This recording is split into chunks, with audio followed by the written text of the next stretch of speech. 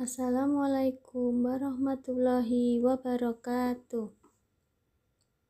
Anak-anak, pagi ini kita belajar tema 8 subtema 4. Kita awali pertemuan kita hari ini dengan bacaan basmalah bersama-sama.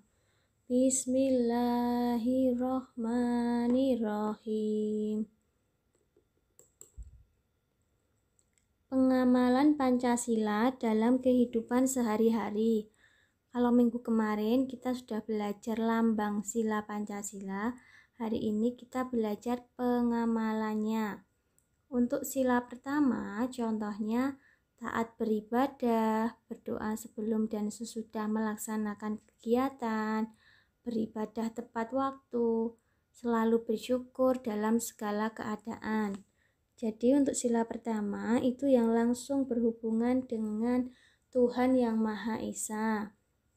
Kemudian untuk sila kedua, contohnya saling menghargai antar teman, saling tolong-menolong antar teman. Sila ketiga, menciptakan kerukunan dalam keberagaman. Contohnya misalnya kerja bakti, membersihkan lingkungan, gotong royong, piket kelas.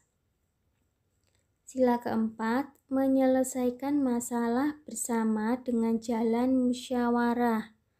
Jadi sila keempat berhubungan dengan musyawarah. Sila kelima, menjaga keseimbangan antara hak dan kewajiban. Kita lanjutkan materi berikutnya, membuat maket. Maket adalah model atau miniatur dari suatu benda atau suatu wilayah. Maket dibuat dengan teknik potong, lipat, dan sambung. Maket biasanya terdiri dari alas yang bawah ini ya, alasnya, kemudian dari bangunannya dan atap. Bangunan maket biasanya terbuat dari kertas karton tebal. Bangunan yang dibentuk dapat berupa bangunan seperti rumah, sekolah, atau gedung kantor. Sebelum dibentuk, pola bangunan sebaiknya diwarnai terlebih dahulu. Hal tersebut untuk memudahkan proses menghias saat seluruh bagian maket sudah terpasang. Jadi seperti ini ya contoh bentuk maket rumah. Bentuknya seperti itu. Kalian sudah pernah mungkin mempraktekannya ketika di kelas 1 atau kelas 2. Kita lanjutkan materi berikutnya. Kita akan belajar arah mata angin. Jadi kalian harus paham dulu untuk arah mata angin yang utama itu ada 4. 1, 2, 3, 4. Yang menuju ke atas, arah atas itu namanya utara. Kemudian bawah namanya selatan. Di sebelah kananmu itu namanya timur. Dan di sebelah kirimu itu namanya barat. Itu 4 arah utama. Kemudian ada tambahan. Atasnya timur itu namanya timur laut. Bawahnya timur itu namanya tenggara. Jadi yang nyirong ini ya garisnya. Kemudian atasnya barat yang sirong namanya barat laut, bawahnya barat daya. Jadi anak-anak harus hafal dulu arah mata angin. Kalau kalian sudah hafal, nanti kalian akan mudah dalam menentukan letak suatu rumah. Misalnya letak rumah teman kalian, letak sekolah, seperti itu ya. Selanjutnya kita akan belajar menafsirkan data yang disajikan dalam bentuk diagram batang. Jadi tujuan dari diagram batang itu tujuannya supaya kita memudahkan dalam menghitung data tertinggi, terendah, selisih, jumlah, antar nilai maupun jumlah seluruhnya. Dalam diagram batang nanti kalian mengenal garis horizontal, garisnya yang tidur ini, maupun garis vertikal, garisnya yang berdiri. Kamu lihat di layar sudah ada contohnya ya di situ. Ada contoh diagram batangnya. Kalian simak di situ. Kita akan bahas satu-satu. Di situ ada diagram batang, kalian cuma mengisi datanya. kita mau isi datanya. Bagaimana cara mengisinya? Kalian lihat di halaman 172 di buku kalian ya. Jenis alat kebersihan yang paling banyak dibawa oleh siswa. Di sini terlihat jelas yang paling banyak dibawa oleh siswa. Kita cek dulu. Sapu lidi itu ada 4, sapu ijuk 10, kain pel 8, kain lap 12. Jadi yang paling banyak dibawa siswa adalah kain lap. Untuk yang B, jenis alat kebersihan yang paling sedikit. Kalian lihat, yang paling sedikit kan di sini sapu lidi. Ya, jumlahnya ada 4. Jadi yang paling sedikit adalah sapu lidi. Selanjutnya, selisih. Nah, masih ingat ya, selisih itu angka yang besar kita kurangi dengan angka yang kecil. Di sini selisihnya yang ditanyakan antara sapu lidi dan sapu ijuk. Kita lihat sapu lidinya tadi ada berapa? Ada 4. Kemudian sapu ijuknya kita tarik di sini putus-putus ada 10. Berarti selisihnya yang besar kita kurangi dengan yang kecil. 10 kurangi 4 diperoleh 6. Kemudian yang D, jumlah seluruh alat kebersihan. Jadi jumlah seluruh alat kebersihannya ada berapa? Kita tambahkan. Sapunya tadi ada berapa? 4 ditambah 10 ditambah 8 ditambah 12 sehingga diperoleh 34 buah. Bisa ya? Jadi cara membacanya dari sini. Sapu lidi di sini ada garis putus-putus, kita tarik di sebelah kiri menunjukkan angka 4, berarti sapu lidi ada 4.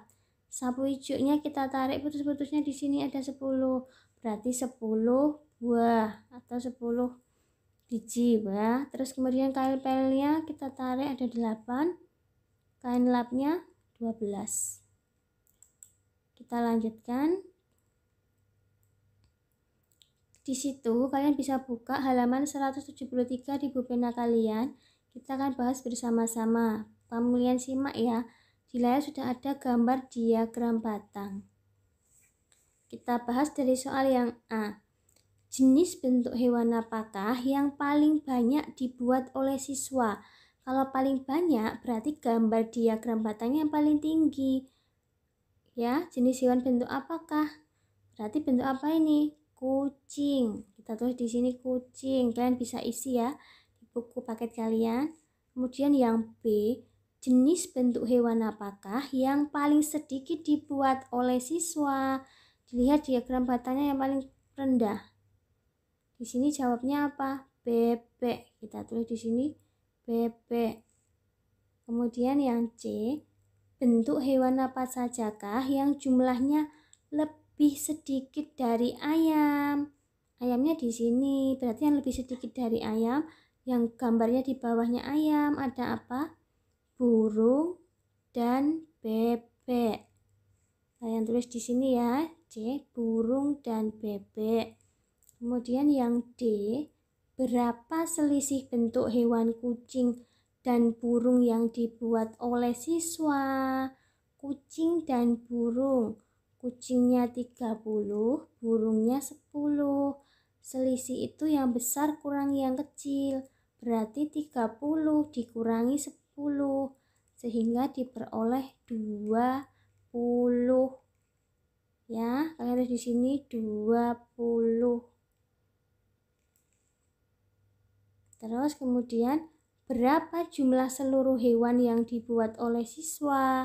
Berarti jumlah seluruh hewannya kalian tambah semua. 30 ditambah 25 ditambah 10 ditambah 15 ditambah 5.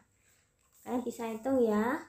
Terus ulangi. Jadi jumlahnya seluruhnya itu nanti 30 ditambah dengan 25, terus ditambah dengan 10, ditambah dengan 15, ditambah dengan 5, sehingga diperoleh 85.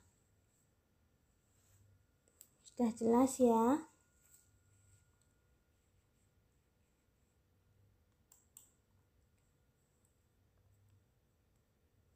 Sekarang kita lanjutkan menyajikan data dalam bentuk diagram batang. Sekarang kita akan belajar bagaimana cara menggambar atau membuat diagram batang. Jadi sebelum membuat diagram batang, yang perlu diperhatikan itu adalah tabelnya.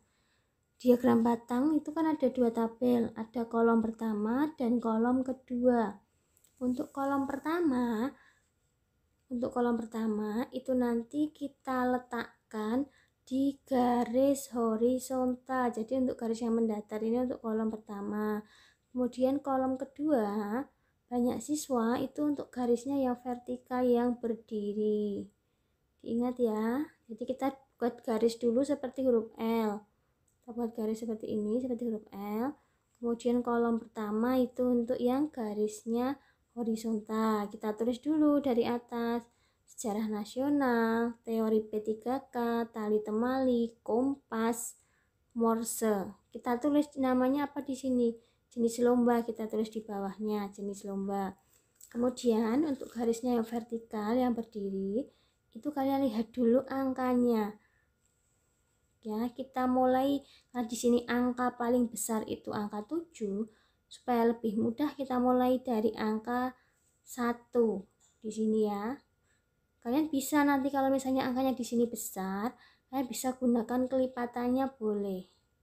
Kita mulai dari 1, 2, 3, 4, 5, 6, 7. Yang perlu diingat, jarak dari satu angka ke angka yang lain itu jaraknya harus sama. Kalau sudah kita masukkan, kita mulai dari sejarah nasional. Di sini banyak siswanya ada 5. Kita tarik pakai penggaris di angka 5. Kita buat seperti persegi panjang yang berdiri. Kita beri garis putus-putus, kita hubungkan di angka 5.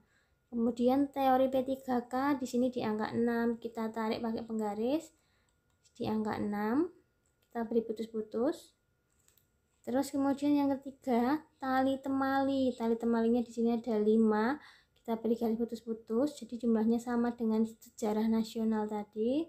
Kemudian kompas. Kompasnya di sini ada 7 di data tabel. Kita tarik di angka 7, beri garis putus-putus. Dan yang terakhir Morse. Morse ada 6. Kita tarik di angka 6. Setelah itu jangan lupa untuk diagram batang itu gambarnya harus diarsir atau diwarnai. Jadi anak-anak di rumah kalau punya pensil warna atau krayon bisa diwarnai dengan warna yang berbeda-beda. Jadi supaya terlihat lebih menarik. Sudah jelas ya sampai di sini? Nanti tugas anak-anak kalian berlatih membuat diagram batang di halaman 179. Jadi nanti cukup kalian tulis tabel ini, tabel jenis buku dan jumlah terkumpul, kalian buat tabelnya. Kemudian bawahnya kalian buat diagram batangnya. Selamat mencoba ya. Sampai di sini pertemuan kita hari ini. Kita tutup dengan bacaan hamdalah bersama-sama. Alhamdulillahirabbil alamin. Kurang lebihnya Usrita mohon maaf. Wassalamualaikum warahmatullahi wabarakatuh.